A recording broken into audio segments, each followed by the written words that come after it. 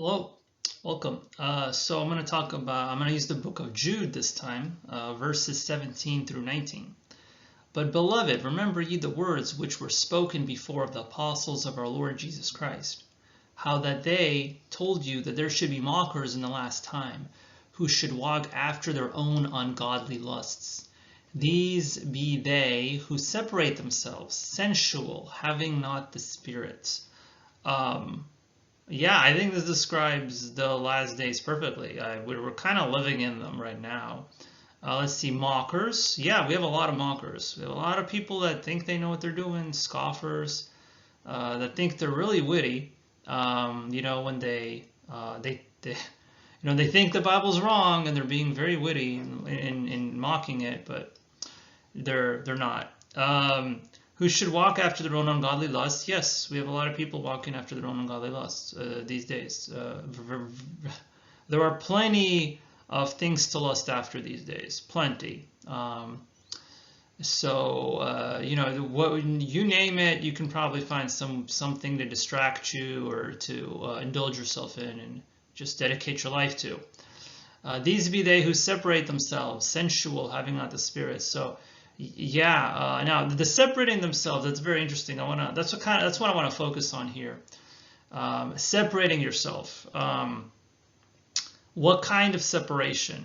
There's good separation and there's bad separation. The good separation is when you separate yourself from the ungodly lusts and the things that are distracting you and keeping you away from God. That's the good kind of separation. The bad kind of separation is when you separate yourself from God. So they're kind of the same thing. If you're separating yourself from the lusts, you're getting close to God. If you're separating yourself from God, you're going to get closer to those other things. So separating yourself from church and from God, that is what you don't want to do. When Christians separate themselves and isolate themselves, they run into a lot of problems. The Bible even says it. Do not forsake the assembling of yourselves. There is a verse, I don't remember where, but it's in the New Testament. There's a verse about how you should not forsake the assembling. So even back then, even the early church, there were people saying, "Oh, we don't need church. We don't need to assemble." There were already people like that 2,000 years ago. And today, there was a movement at one time about, how you don't have to have church, and it's probably starting back up after COVID. There's probably even more people now that think like, oh, I don't really need church. No, you do. So yeah, you need to be in person. The online thing, it doesn't work. You're probably not disciplined enough for that anyway. Plus you do need community. As someone that teaches online classes right now, I can tell you that the students are not as disciplined. You need an in-person teacher. When I taught in-person classes, it's just completely different than when I taught online. Online, the discipline just tanks. In-person classes, the discipline isn't good. Online, it's even worse. So, as a Christian, you definitely need to be in church. You don't need to be separating yourself. When you separate yourself from God and from Christians, you're making it worse. You need to separate yourself from the bad things, not from the good things. You don't want to separate yourself from God and stuff that's good. You want to separate yourself from the bad things. Otherwise, if you do separate yourself from God, and you're gonna be drawn closer to the bad things, the sensual things. So we have a lot of people. We have a lot of people that are introverts, don't really do much, don't go outside, and you're gonna get in a mess. You're gonna get depressed. And even I'm personally an introvert, and even then I know I still need to socialize with people, like go out and do stuff and talk to people, because it does cause problems if you don't. So you don't need to separate yourself in the bad way. Because if you do separate yourself from God and the good things and Christians, you are going to become sensual, and we have a lot of people obsessed with sex these days, and not just sex. I mean, obsessed with like literally everything that's bad. Just think of something, someone's obsessed with it, and in a bad way.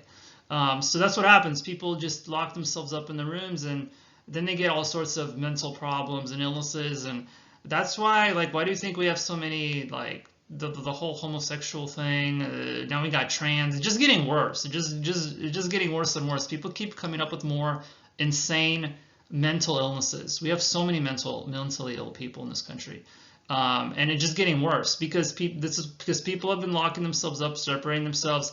They didn't get good counsel, getting people, talking to them, getting them on the right track. Instead, they got bad advice from people. Like, I don't know, counseling children to get gender surgery. I mean, that's just it's completely crazy. It's just completely crazy in this country right now. So how we got to this point, only God knows. But it happened very quickly.